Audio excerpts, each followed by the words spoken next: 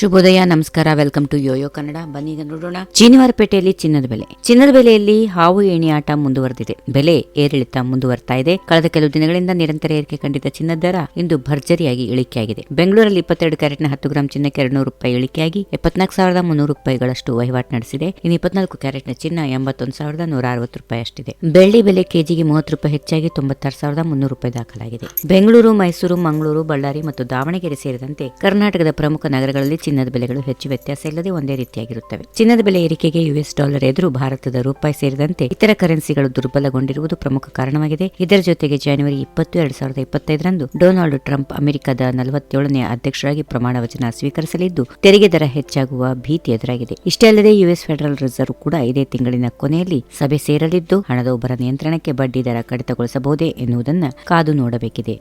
ಈ ವಿಡಿಯೋ ನಿಮಗೆ ಇಷ್ಟವಾದಲ್ಲಿ ಲೈಕ್ ಮಾಡಿ, ಶೇರ್ ಮಾಡಿ, ಸಬ್ಸ್ಕ್ರೈಬ್ ಮಾಡಿ.